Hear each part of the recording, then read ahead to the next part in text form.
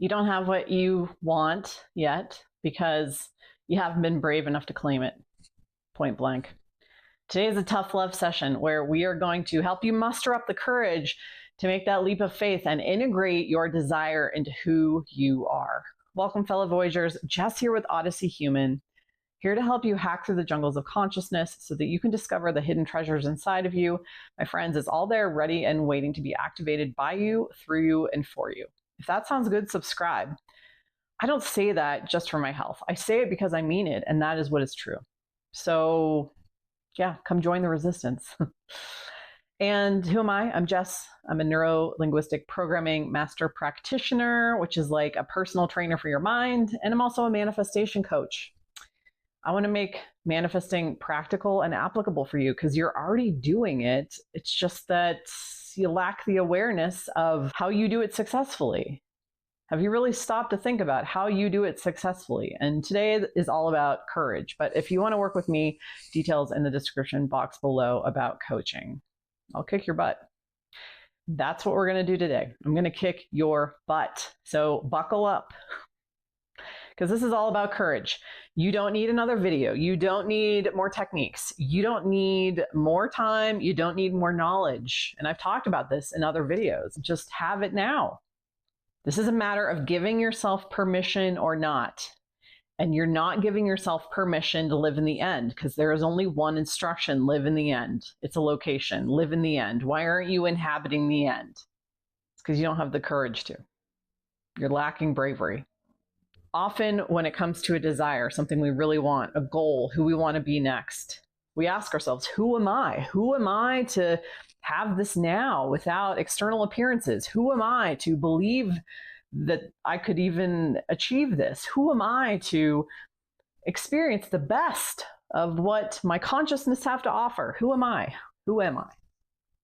Who are you not? Who are you not? Like, who do you think's making the rules here? Who's judging you to say you can't have it? Spoiler, it's you. You're the creator. When you really dig into it, you realize, oh, it's me. It's not society. It's not my family. It's not my friends. It's me. I'm holding myself hostage with an idea of that I am not allowed to have this. I'm not allowed to take this step. I'm not allowed to live in the end. I'm not allowed to stay in the end and actually believe that I could possibly claim this in my own consciousness. Because when you look back on your successful manifestations, as I have, it's the stuff you just went for. Like the things that I've manifested easily is when I got a wild hair at my butt and refused to accept any other outcome. I just was like, this is how it is. This is how it is. Brazen impudence, reckless abandon, brazen, bold, courageous, impudence, not caring, shedding those other stories. Because they're just other stories in your head. They're just other perceptions of consciousness that you can easily just turn your attention away from and towards being in your end state. What else do you have to do with your life that's better than that? What is better than your end? Like, honestly, what, just following marching orders? Being a zombie? Halloween season upon us. Being a zombie is better for you. That's more fulfilling. Just doing what you've been told to do and what your fearful mind is telling you to do. Because it's fear. I'm telling you, it's fear that's holding you back. You're afraid to integrate living in the end state into who you are. This is what fulfillment is. This is what living in the end is. It's an integration of your desire into you, who you are here and now. That's what it is. Why are you refusing to integrate it? What's the fear of going all in? What are you afraid is going to happen if you lose yourself in the dream, old man? That's what Neville Goddard calls our version of ourselves who's very comfortable staying exactly where you are and not having it. That version of you is very comfortable with letting the fear exist, being like, no, when we get there, we get there. You know, that's the old man. You got to let go of the old man's hand. Let them pass away. It's your job to rescue yourself. No one else's. It is your job to rescue yourself. I can't do it for you. Your mom can't do it for you. Nobody else can do it for you. You have to give yourself the validation, the permission to integrate your desire with who you are, close the gap of separation that is somehow outside of you, it's distance from you, it's something that you have to work to attain, wait to obtain until you see evidence, external evidence, right? That's what you're doing to yourself. These are all ideas. These are all just ideas you're using to hold yourself hostage. The old man uses to stay installed. Let me tell you something about courage, though. Courage to let go of all that. I used to be a first responder. And as a child, I was growing up in Western Pennsylvania, and storms were a big problem. We had a lot of thunderstorms, really nasty thunderstorms with lightning and dark clouds kind of rolling in, and tornadoes as an effect of those thunderstorms. Tornadoes were a constant threat in my child mind. We had tornado siren just up the road. We could see it from our farmhouse. And when those sirens went off, oh my God, my blood chilled. I mean, I had nightmares about tornadoes, hiding in the basement, right? Not getting there in time. The moment I became a first responder, something switched inside of me. I became courageous almost overnight. Putting on that bunker gear, going to calls, training with my people, trusting them, trusting myself, and instantly stepping into a trust of myself to face these situations head on that I had once been terrified of.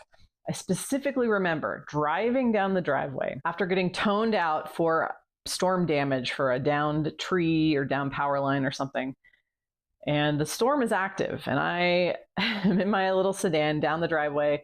The rain is pounding on my windshield. I can barely see. The thunder is cracking all around me. This is a rough storm, and feeling no fear whatsoever. Courage is not a skill you necessarily have to practice. If you believe you need to build it up within yourself, fine. But real courage, when you look at really courageous stories, it's a choice in the moment. It is a choice in the moment to fully accept the circumstances and to quit telling all those garbage stories that come with your natural instinct to protect yourself. The things that would naturally, in any other given situation, talk you out of doing something brave. And in that moment, for me, it was tearing off into the belly of the beast to go help somebody else in that situation. Or go take care of that downed tree, get the chainsaw out and go into the storm and play. For me, it was also play. I leaned into a spirit of courage through play. It was fun for me. It was exciting. It was an adrenaline rush as a teenager becoming a volunteer firefighter. The moral of the story here is that courage isn't earned. It's just action. It is swift action without the mental noise. There's a drowning child in the river and some civilian just jumps into action and rushes in and grabs them. The civilian doesn't stand on the side of the river and weigh all the options and say, well, if I jump in and then I drown. It's the purity of action without the mental chatter, without all of the stories and ideas that would normally hold 99% of people back from doing anything, from taking action. That's what courage is. The choice of courage is often contextualized by morality. It was just right. I just felt it was right to do and I did it. Or something bigger than yourself, losing yourself in the situation to some bigger idea that envelopes you, some flavor of heroism or awe, losing yourself in the moment, that loss of self-consciousness. That's what courage is. So I'm telling you, courage is what is preventing you from living in the end. You're not being courageous enough. So jump. How bad do you want this? How bad do you want this? Think about the vibe of a superhero, the vibe of a historic figure who did incredible stuff. Read these people's stories and you'll see they may have been thinking these thoughts that would hold them back, but they didn't let it prohibit them from acting. They still did it anyway. Who is the version of you who's living in the end, who has boldly claimed this? You can easily make this choice right now. You can easily make this choice of courage over cowardice, of bravery over suffering. And on that note, I want to leave you with a quote by Machiavelli. Now, people demonize Machiavelli, and one quote that I love that he gave us was, "Make mistakes of ambition and not mistakes of sloth. Develop the strength to do bold things, not the strength to suffer." Yes, you don't have what you want. That's what attracted you to this title. I can tell you that by you even watching this video, because you perceive that you need an answer. You need another technique. You need something else to get you there. You know what that something else is? It's courage. It's courage.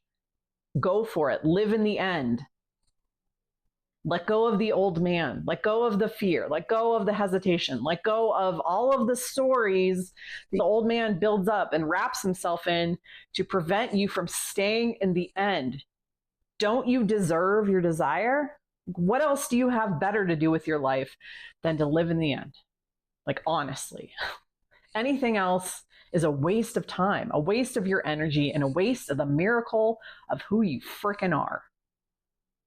So drop me a comment below. Let me know how you felt about this video. If you need a tool for emotional mastery, if your emotions are all over the place and you need something to recondition your mind, grab that below. It's available in every video. And thanks for watching, guys. Be braver than 99% of other people out there, because most people do not live in the end. They don't do it.